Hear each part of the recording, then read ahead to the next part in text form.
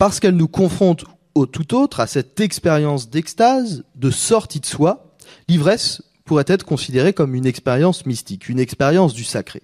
J'entends par là le sacré en son sens étymologique, ce qui ne peut être touché sans être souillé ou sans souiller irrémédiablement. Cette marque du sacré comme expérience de l'au-delà de la conscience est ce qui légitime le lien profond entre l'expérience spirituelle et les produits susceptibles de produire l'ivresse. Il ne s'agit ici nullement de vanter inconditionnellement ce voyage, puisque comme tel, il présente véritablement un certain nombre de dangers.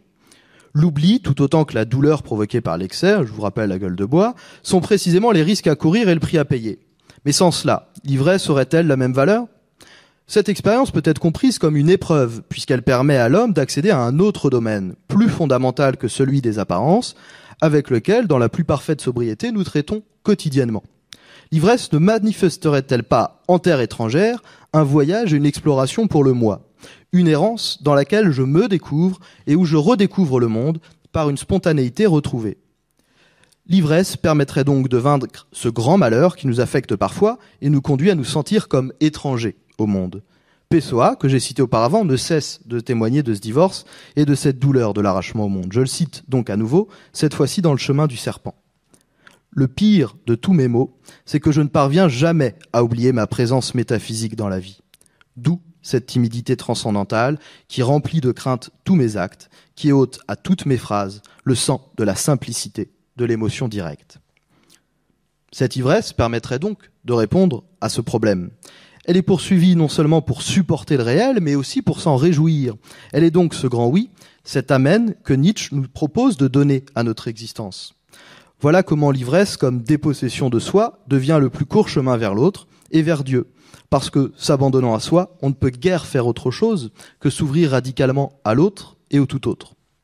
Robert Burton, philosophe anglais du XVIIe, nous présente ce que pourrait être cette ivresse sacrée dans l'anatomie de la mélancolie. Je ne peux pas nier qu'il existe une déraison canonique, une furie divine, une sainte folie, et même une ivresse spirituelle chez les saints de Dieu eux-mêmes, la sainte déraison, comme l'appelle Bernard de Clairvaux. Voilà l'état d'ivresse dont parle Ficin, le moment où l'âme s'élève et est ravie par le goût divin de ce nectar paradisiaque que les poètes déchiffrent comme étant le sacrifice de Dionysos. Et dans ce sens, il s'accorde avec l'impression du poète. Il est plaisant de faire une folie. Et comme nous y exhorte Augustin, il se prépare à l'ivresse. Soyons tous fous et ivres. Que cette ivresse spirituelle soit bien différente de l'ivresse de l'ivrogne, nul n'en doute. Et qu'elle la dépasse de loin en dignité métaphysique, nul ne la discute. Mais, à défaut d'être touché par la grâce, et pour ceux qui ne goûtent guère l'eau fade du bénitier, l'alcool pourrait être, malgré tout, dans ces conditions bien particulières, un fil d'Ariane vers le sacré et la réconciliation du monde.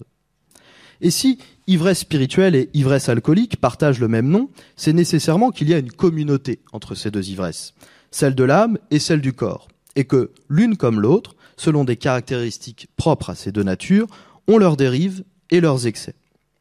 Quoi qu'il en soit, rien ne nous contraint à exiger une distinction de nature entre ces deux ivresses. Et l'une et l'autre peuvent sans aucun doute se rejoindre et peut-être même se réconcilier. Comme en atteste cet extrait de poésie arabe de Hafez Shirazi, poète perse du XIVe siècle. La nuit dernière, j'ai vu les anges qui frappaient à la porte du cabaret, qui pétrissaient l'argile d'Adam pour en façonner des coupes.